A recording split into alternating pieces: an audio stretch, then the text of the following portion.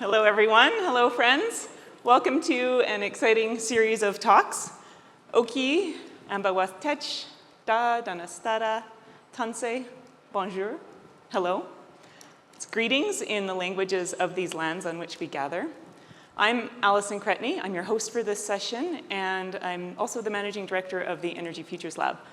I hope folks caught Yuval's talk just now. It was incredible, deeply inspiring. He talked about the need for better stories, which is some of what we do at the Energy Futures Lab, and also we wrestle with the messiness of transition, which he also spoke to. Do that through bringing together very diverse innovators and change makers to develop collaborative solutions together. And as I personally walk on a path of deeper understanding, part of the truth and reconciliation promise that we've made at the Energy Futures Lab is to listen, consider, and humbly contribute to futures where Indigenous peoples and all our relations can work together and walk together in a good way. And so as we begin, I'd like to just gratefully acknowledge the lands on which we gather, the traditional territories of the Siksikawa, Ayarhe Nakodabi, and Tsuut'ina Dene. These lands are also home to the Otepemisiwa Métis government, districts 5 and 6. So technology is fundamentally important to the energy transition, but of course there's a whole host of softer factors as well to address, and that's really where I spend my day-to-day on those social, cultural, kind of market and policy dimensions. And so I'm excited about the speakers we have ahead of us, each speaking to different facets of the challenge of transition. We're going to hear about the pitfalls of forecasting. We're going to hear about carbon markets and carbon credits and some of what needs to be disrupted there. And we're going to hear about the crucial role of adoption on the path to net zero. And so, without further ado, it's my pleasure to introduce our first keynote speaker, Peter Kelly-Detwiler. Peter's a true visionary with over 30 years of experience in the electricity industry and competitive power markets. He was the SVP at Constellation Energy, leading their demand response team. And today he helps his clients navigate the rapid evolution and complexities of the changing electricity market. He's also the author of the acclaimed book, The Energy Switch: How Companies and Customers Are Transforming the Electrical Grid and the Future of Power. And today, Peter's going to be shedding some light on the challenge of forecasting, sharing a talk titled, Why do we continuously get forecasting so wrong, and how to think about an increasingly uncertain energy future? Please join me in giving a warm welcome to Peter.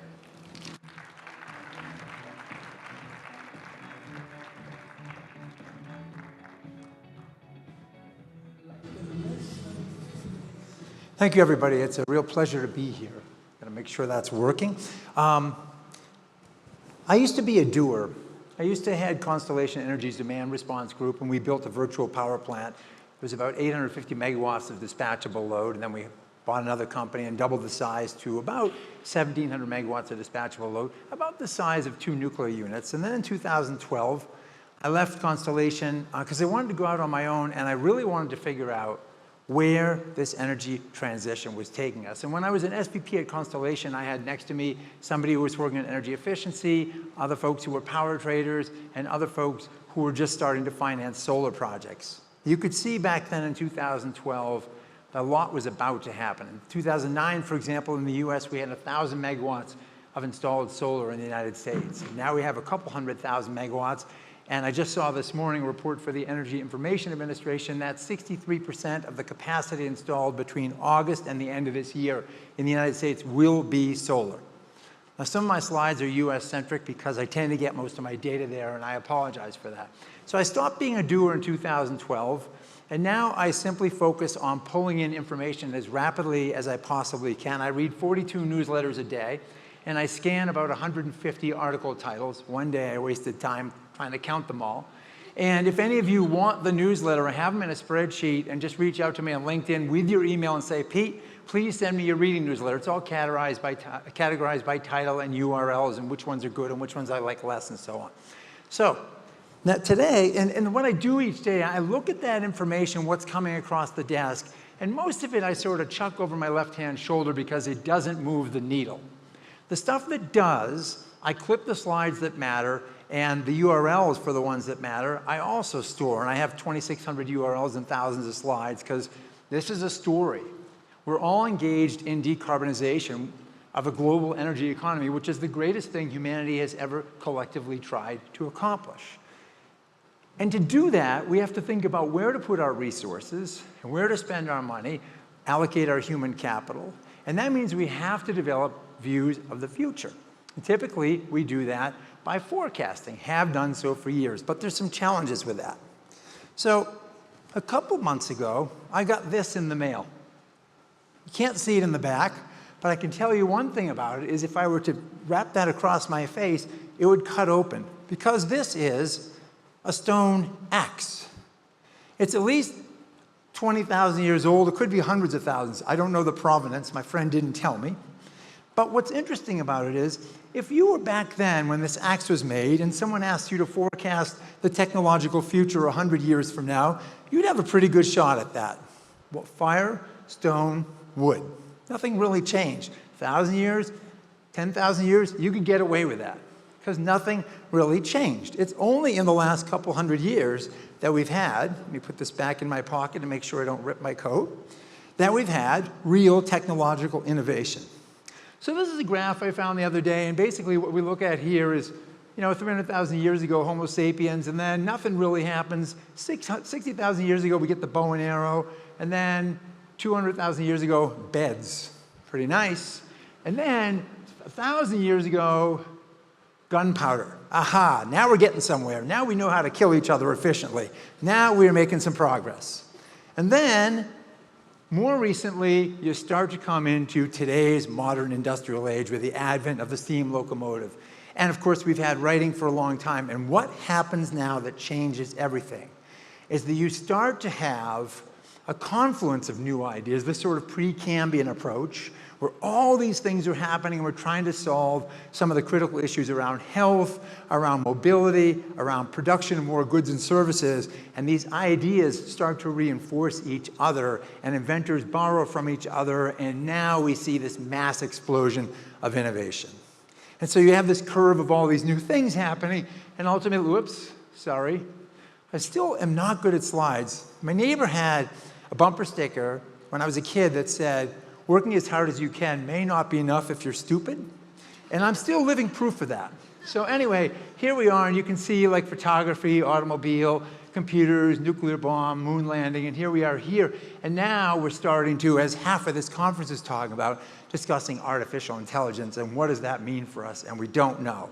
But what we do know is it's going to be remarkable with respect to the impacts on humanity. The problem is, we still live in a world where we think and forecast and spreadsheet things in straight lines. Even the forecasts we saw earlier, and the ones we see all the time, they're almost all linear. But that's not how the world works. It never has been how the world works. Except back when we had the rock and then it was a straight line, right? But these days, we have all these black swan events, these unexpected developments. This is the way the world works. We had COVID. That changed a lot of things. Many of you are working from home now that weren't before. That changed the way we consumed energy. Then, of course, we have the Ukrainian conflict ongoing. That has certainly had a dramatic impact on the energy economy.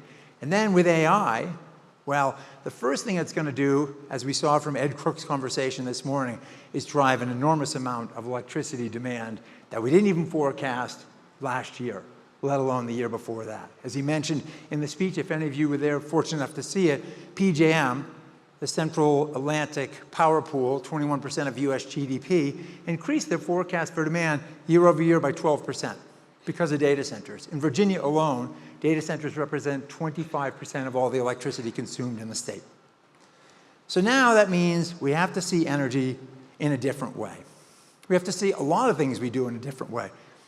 And the forecast failures in the past have been remarkable. I wrote a paper in 1978, last year in high school, for one of my classes on the future of oil. And there was a CIA report that had just come out, from the Central Intelligence Agency, that the world was running out of oil. Right? Here we are today awash with oil because we now have fracking technologies. We know how to go into those shales and explode them essentially, with 3,000 pounds of pressure per square inch and jam a whole bunch of sand in there. Some of these wells have 1,000 truckloads of sand in a single well. And we can drill a mile underground in a day, some of these linear wells. And so nothing is linear anymore. And here we see, except those wells, here we see, these are forecasts from the World Energy Organization, 2016, what they thought solar was going to do. 2018, 2020, 2022, 2023. Notice each time they increased the forecast begrudgingly, but linearly. And that's not how solar has evolved. Same thing. Here is electric vehicle share of sales, but it's actually been like that. And battery sales, also linear, linear, linear. And each time, begrudgingly, they say, oh, it's going to be steeper and steeper and steeper, and they never get to what's really happening. Because what's happening involves a confluence of multiple trends and behaviors and economic drivers. The first one is Wright's law, or the experience curve, or learning by doing. In the early 1900s, an economist, Theodore Wright, was looking at the way we manufactured airplanes globally and looked at it and said, every time we double the global cumulative output of airplanes, labor costs fall roughly 10 to 15%. I wonder if that's a phenomenon that can be applied to other industries. So economists like Wright and others started looking, and now we see, for example, with batteries, mostly coming out of China, every doubling represents roughly a 25% reduction in costs. The same thing happening with solar panels. So here's a view. Whoops, did I go too far again? That bumper sticker, once again, here you can just see solar prices declining as a function of scale. Once you start to really ramp those numbers up, those costs come down. Doesn't matter who's looking at it, they have pretty similar curves there. Here's Wright's law over here, his original drawing of it. Now, in addition to the efficiencies that happen just from the raw might, the bludgeoning power of supply chains, and improvement of the equipment that manufactures the batteries, the solar panels, etc. We also have an underlying growth in our ability to make better stuff, yoking the human mind with machines. So I went to Lawrence Berkeley National Labs when I was writing my book, and I went to go see Cori, which was a supercomputer named after Cori Gurdy, the first American female scientist to win the Nobel Prize. And Cori, I had this really strong man crush on Cori. It was an array of Cray computers, and it could do 14 petaflops. Does anybody know what a petaflop is? It's a quadrillion calculations per second. And so at Lawrence Berkeley Labs, they were telling me that this computer could be used to go into the periodic table, the one we all hated in high school in chemistry, and go in and grab all the elements in the periodic table and create these theoretical molecules, compounds that have never existed before in the history of humanity, to make better batteries, solar panels, etc.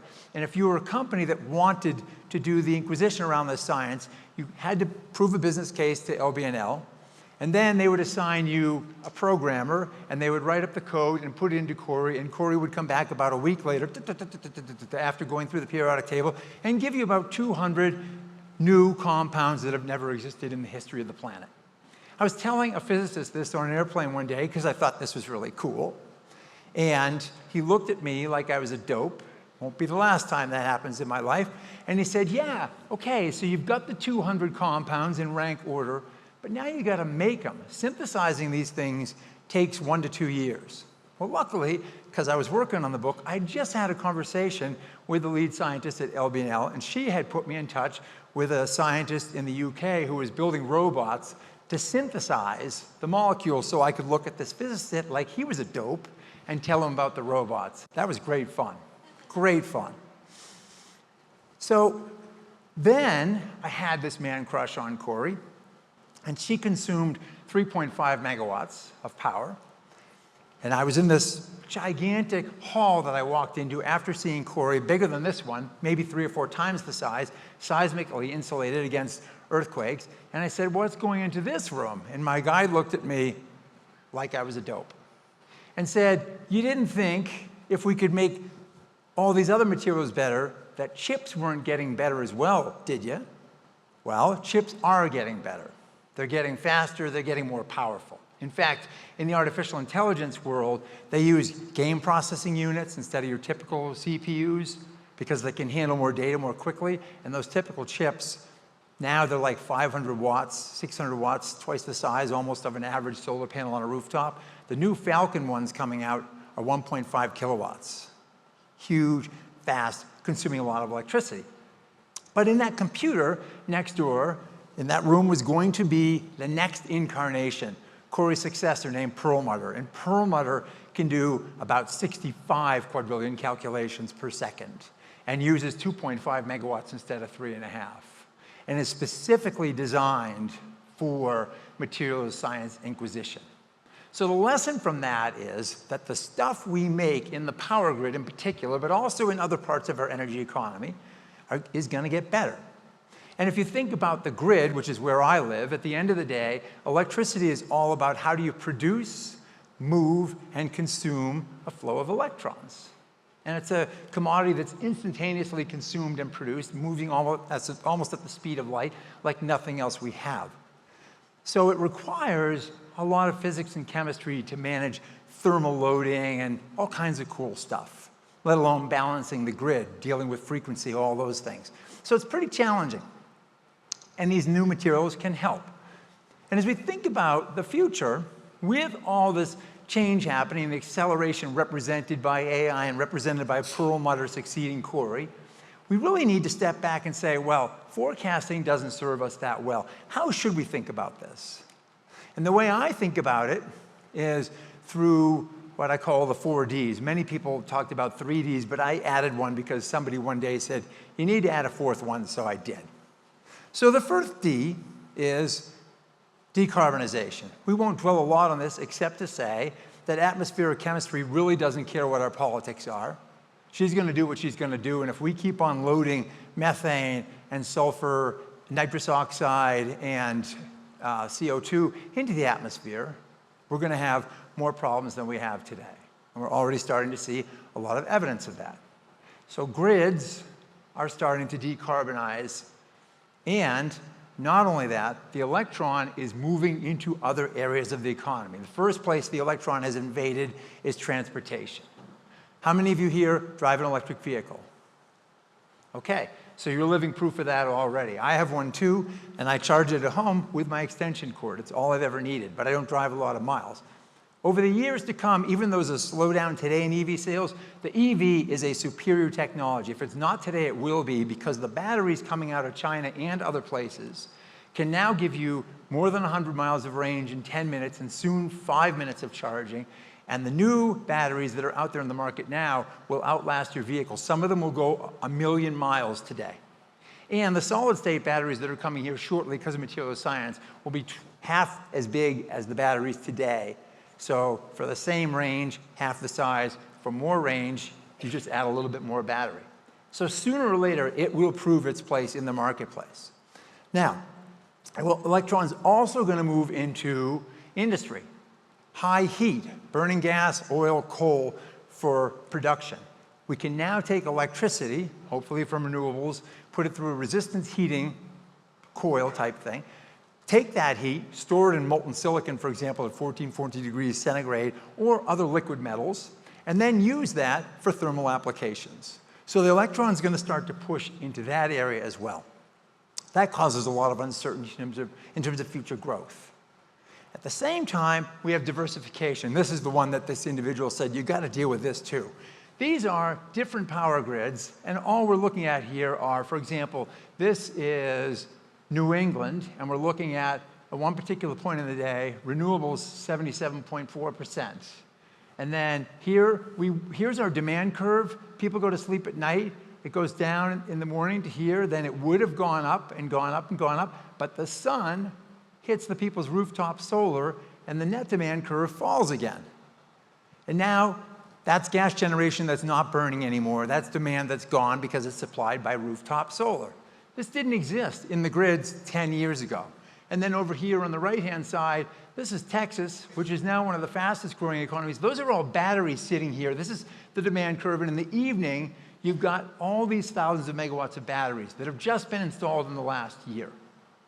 So solar, Texas is 85,000 megawatt grid, hit its peak demand this summer.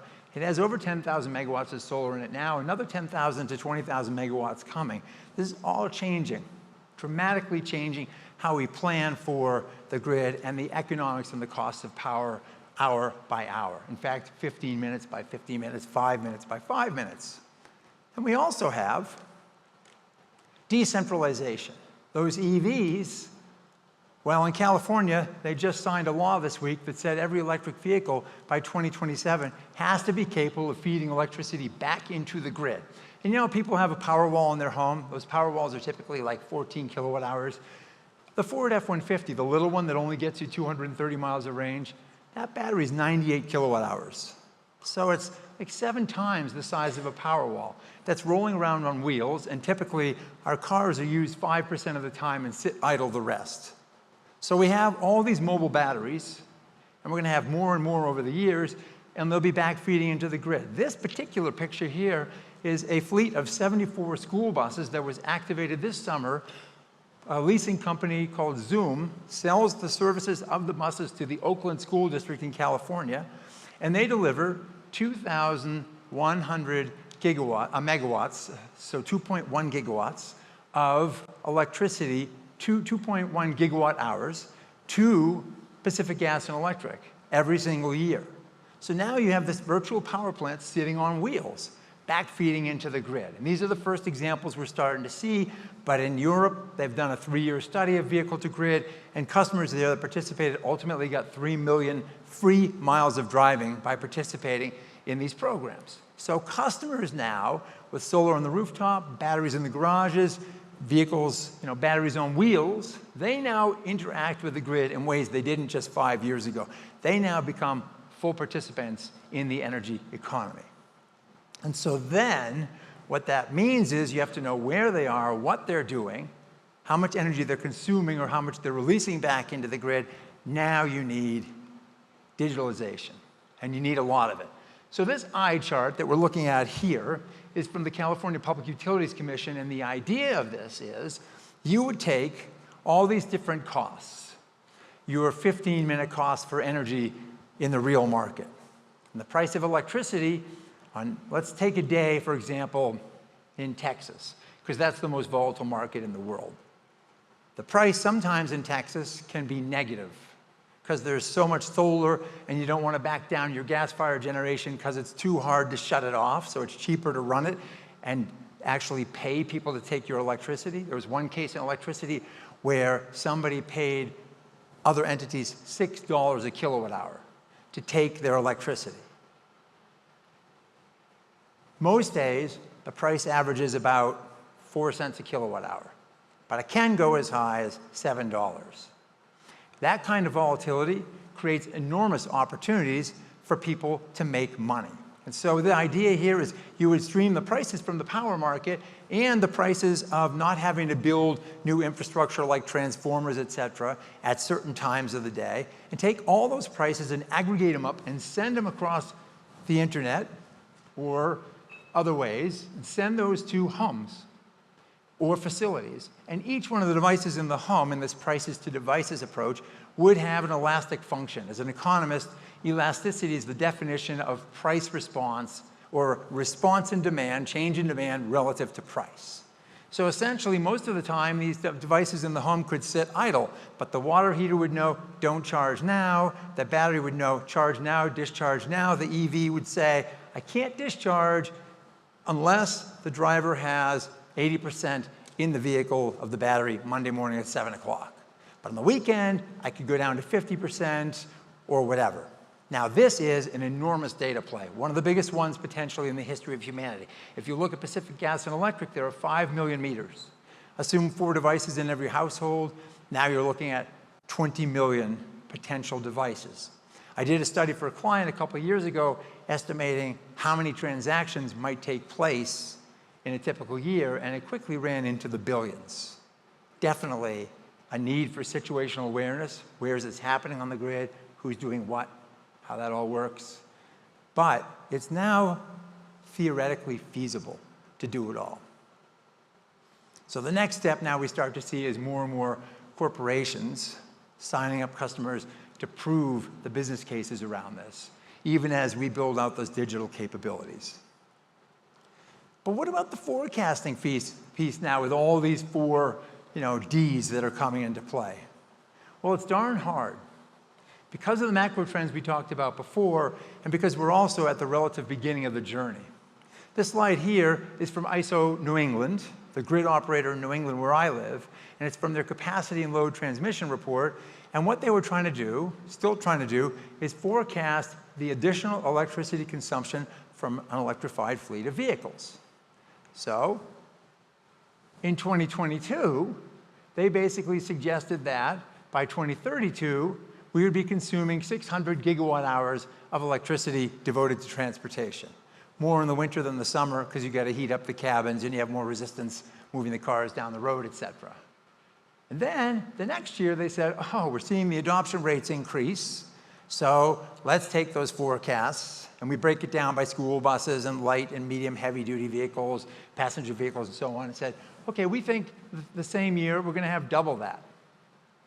Then we started to see the slowdown in EV sales. Elon Musk annoyed a few people. Fewer liberal people bought his cars, a real phenomenon, by the way. And the most recent forecast, which is not in here, actually comes back down again.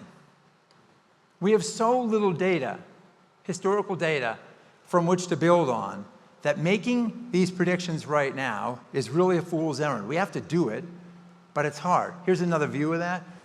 From one year to the next, the first year they said, oh, we think we'll be 1.5 million vehicles. The next year they estimated 2.7, so a delta of 1.2. That's hard stuff, but it's because we're at the beginning. And we know, though, that these trends aren't stopping. The 4Ds are coming. That decarbonization clearly is happening. Diversification, we see that every day in our power grids here and around the world, whether it's Alberta. I mean, Quebec's mostly hydro, but most of the rest of the provinces are starting to see more diversification, and even Quebec's adding more wind. We certainly see customers engaging increasingly with the grid, so we get that decentralization thing going. And finally, digitalization. Well, half this conference is talking about that. So how then do we navigate our way forward in this world that looks pretty uncertain and kind of gray and murky to us with all these rapid trends? Well, yesterday, Moji Karimi, I hope some of you had a chance to sit down in his talk. He's a really interesting entrepreneur who's developing multiple businesses right now, and he's navigating this world of changing tech and uncertainty, and he basically stole the rest of my presentation, because what he said was, we don't really forecast anymore, we futurecast. We try and think about where, at a certain point in time, what the likely outcomes could be. It's kind of like what Shell Oil's been doing for years in their scenario forecasting. So you basically have that whiteboard exercise and you say, all right, 5 years from now, 10 years from now, if I'm making these investments, and it's hard with energy because if you're building a gas plant, you're looking at a 30 or 40 year time horizon. Nuclear plant, even longer. But nonetheless, we got to do something. So putting those scenarios out there and trying to figure out, one arcs way over here, another one arcs way over to the left, and then figuring out, okay, we've put these scenarios in, what milestones would tell us that we're moving towards this future instead of that one? And sometimes milestones will come quickly because of those black swan events, and other times a milestone will come through and say, oh, you might have to reevaluate that thesis. Now, every day when I'm reading my 42 newsletters, I have a view of the world in my head. I think I know how certain things are going to play out, but I try and keep my mind open for that new idea or fact that comes smashing in like a cannonball through a ship and splinters the thing apart and destroys my hypothesis, or at least forces me to dramatically reconsider it. And agile companies, agile thinkers, have to do that, and if they don't, there's a lot of risk. Exhibit 1, a good one actually, that shows a company or a utility that was agile, Sacramento Municipal Utility District, was looking at a pumped hydro storage facility, pumping water up a hill into a reservoir and then running it through turbines, using it as a big battery. And they spent millions of dollars on the planning of this thing, and then the cost started increasing, and then the world changed because of the solar coming in and EVs and a whole bunch of other things that didn't fit the original use case for the pump storage. So they pulled the plug on it after spending millions and millions of dollars of planning. In South Carolina, there was a nuclear plant there that was under construction. And nuclear plants, big ones, well, some of you might have been at the talk yesterday, how to build things, hard, right? Anything with linear construction can be very difficult. This plant, they eventually pulled the plug on the summer plant after they had spent $9 billion. The most expensive hole in the ground in the history of the world, as far as I know. Well, now we have all these data centers that are saying, oh, I want 10,000 megawatts, one company here. Some utilities are hearing we need 40 or 50,000 megawatts in a single utility. And I would caution that, yes, that's the knowledge we have today that, by the way, didn't exist a year ago in our heads. We shouldn't take that necessarily at face value, because some of those applications for those nukes, they're placeholders. Those companies have X amount of capital, they want to deploy it, and whichever ones of their projects go first, they'll pull the other capital off the board. The chips for the other plants, they basically sweep those off the board. So yeah, we hear all these huge numbers, utilities saying, oh, this many, this many, this many. What really transpires may not be anything like that at all. And we're also going to move from language learning models or large language models to inference, smaller data centers closer to people's loads, to where we consume power. That's going to shift things as well. So those of you looking at that space in particular, look for the announcements of what's actually going to get built, which projects get quietly canceled or never mentioned at all, and understand that whatever thing we think we know today almost surely will be wrong tomorrow. We are doomed to fail in our forecasts because we're human beings living in an uncertain world, yoked to technology, which accelerates the pace of the uncertainty of that world that we live in. There's really no way forward but to make conjectures about that future world and what it's going to look like and which investments we have to make. But we also have to be nimble and flexible in our thinking to know when to pull those chips on the board. We need higher levels of agility than we've ever had before because we don't live in this world anymore. Thank you.